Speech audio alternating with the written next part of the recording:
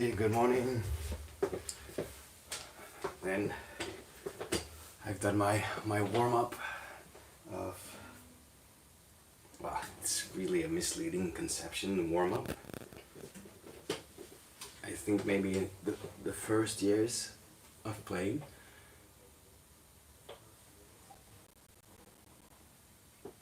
it could be important to do.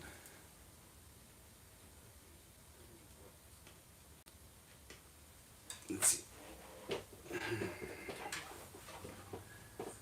The warm-up as well, because, well, you're new to the things, you haven't done it, so but I think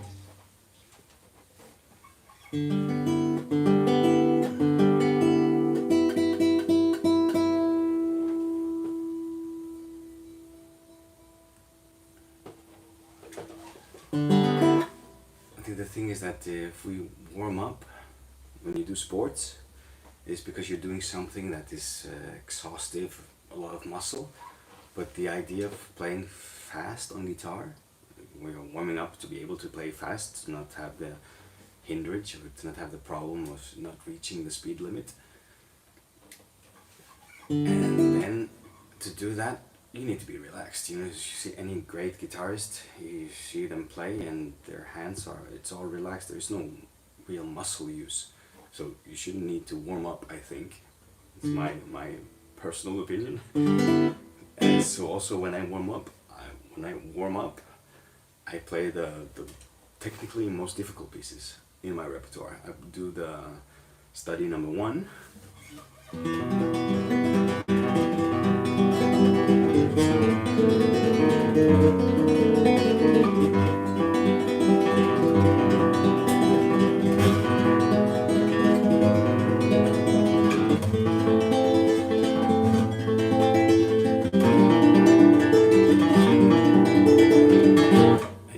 Also the crescendos, but it's not really, you don't use more muscle, you just go faster and it's to stay relaxed. So in that way, for me, it's warming up. And also, you know, this hand, the faster you play, the less muscle you're using, because you're not staying at the same chord for a long time. If you do it very slowly, and the barré chord, you know, if you do it, then you're using more muscle than what I would call a warm-up. And then this is the first I do, and then I do the seventh study.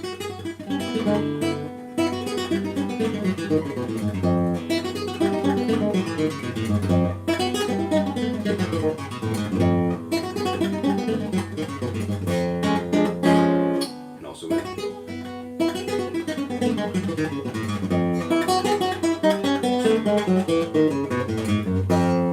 try to use also 3 fingers. That's something I've started doing after getting inspired by Matteo Mancuso.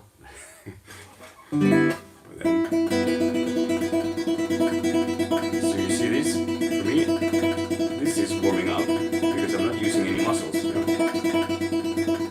And for me, doing this every day is like, my theory is that my brain is the roots of the tree, and when I'm doing this, I'm building the branches. I'm connecting from my brain to my tendons to the fingertips. So in the end,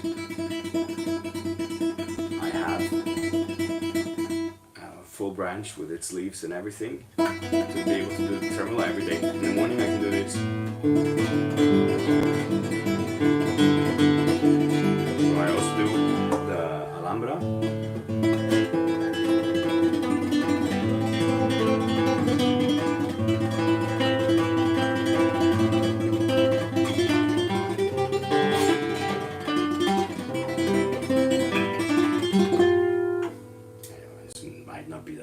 As it should, but okay, but I'm not using any muscle, so I'm warming up.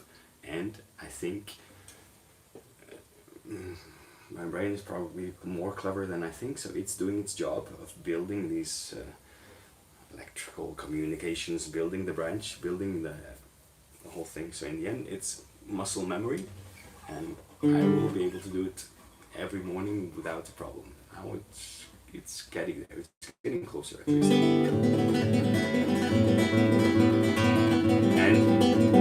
so to make it a warm-up, I've checked the different versions, because there are, you have the Recuerdos de la Alhambra de Narciso Yepes, which is incredibly fast. Don't remember now, it's 180 in the metronome. But then you have Christopher Parking does it 144, so it's it's perfect warm-up tempo.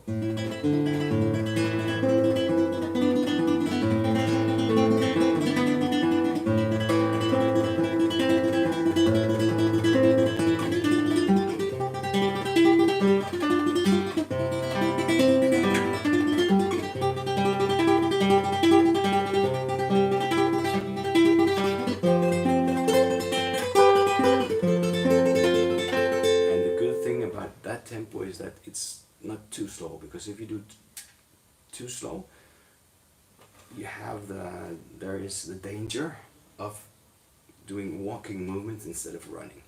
That's what I think. With the technique we have, just like with our legs, there are two ways of moving forward. One is walking.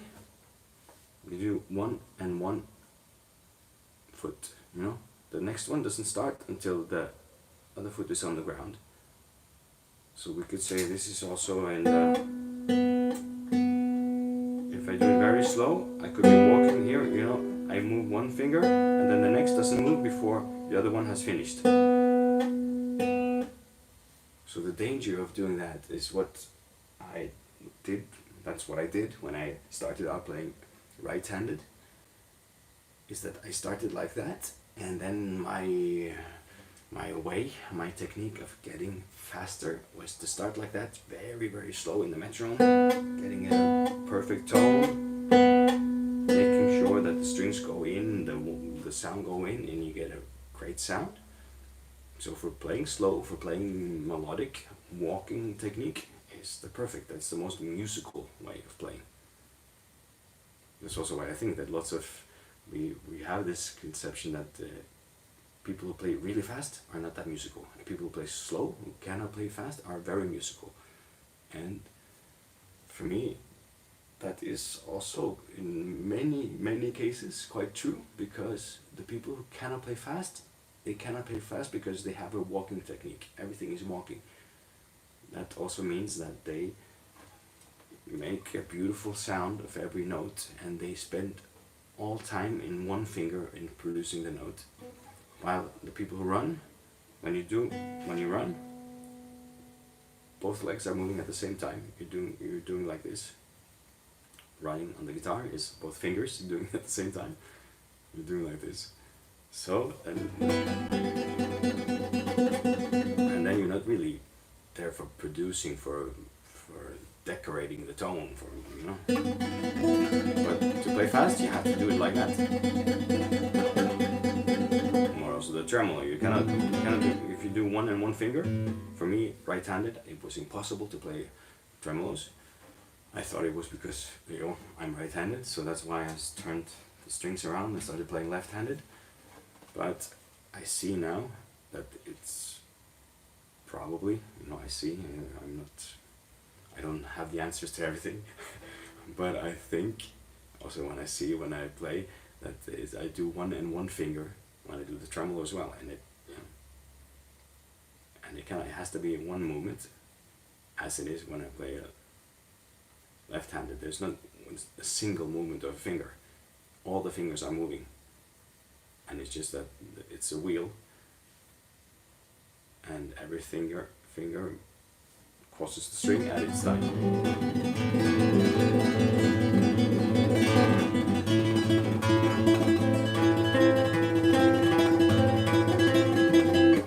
In the comment that today I will do sight reading, but first I wanted to explain that to get more in-depth of my view. And then also I do the Asturias, so I have a study number 1 and study number 7 of Villa-Lobos. I do Recuerdos of Alhambra and I do Asturias.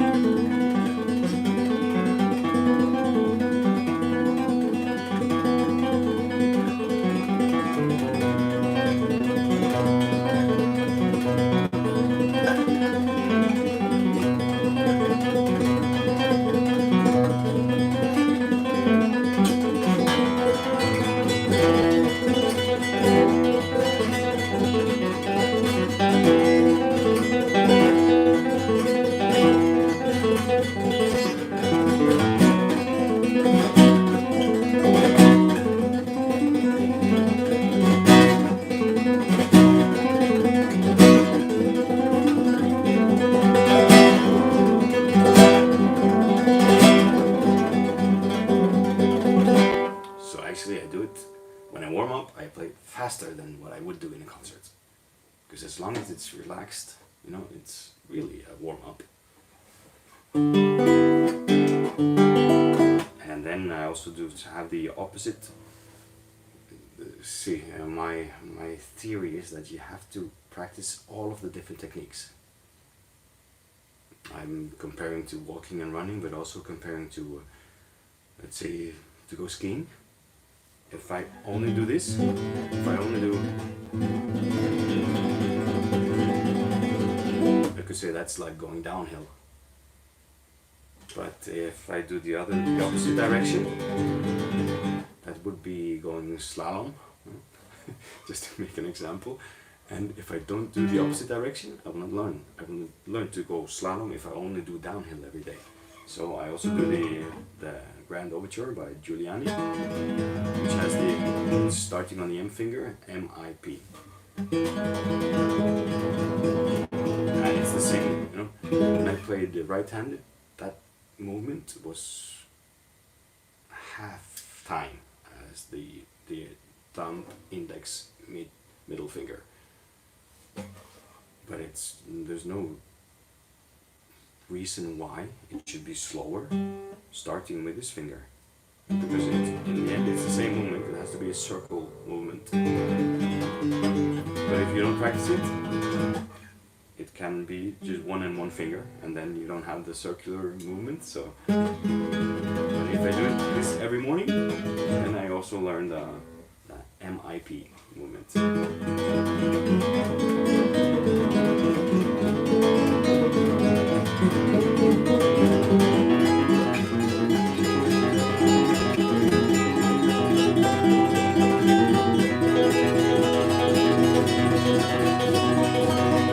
And the good thing is that it changes between the two, the PIM and the MIP. Starts with MIP here.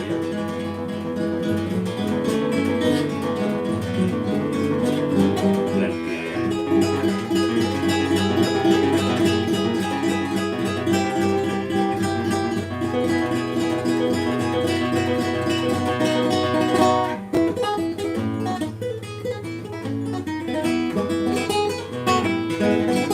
And then you also have the other arpeggio.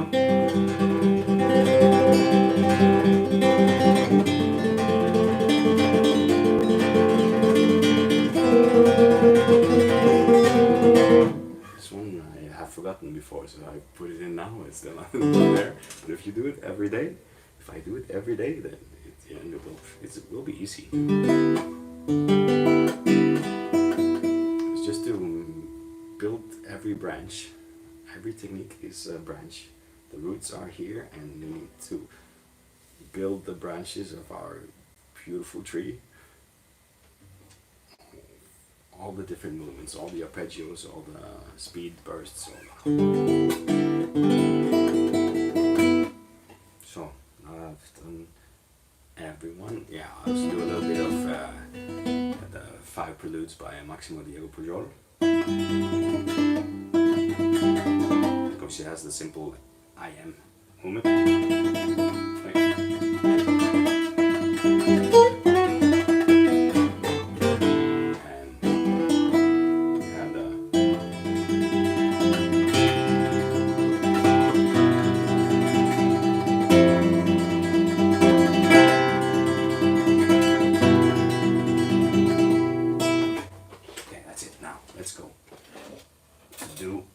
Said I would do, which is Luis de Milan, El Maestro, Quaderno 1, the first quaderno. What is that? At least this is what I didn't start doing this, you know. You have to start if you do sight reading. So that's what I do now. I've just found this book again. And I started doing that after I do the warm-up of the technique warm-up. I do a sight reading of the Fantasias by de Milan.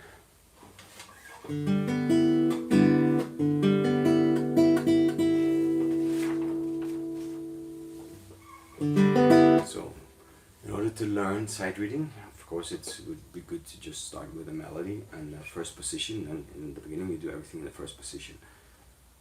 But then afterwards, this fantasy, I go up because of course you have the higher notes. This one, Fantasia número 2, the second fantasy.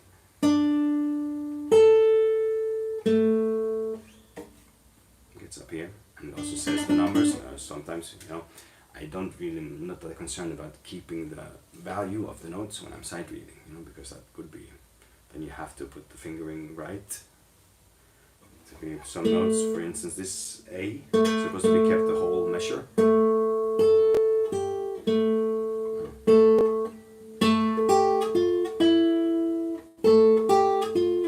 This way I could do it, so I might just do like that when I'm sight reading.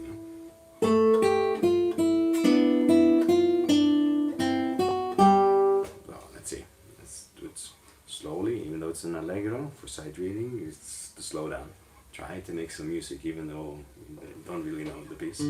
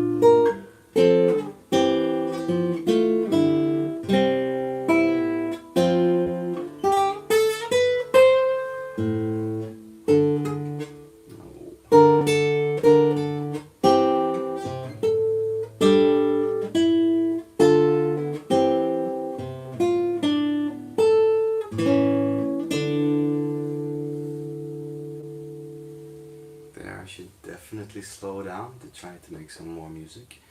But anyway, it's a good practice of sight reading, you know, because the chords up in the position, this is where I see, okay, here I have I don't see the chords, I have to study every note. So for instance this, or maybe I'm doing it a couple of times, this pattern.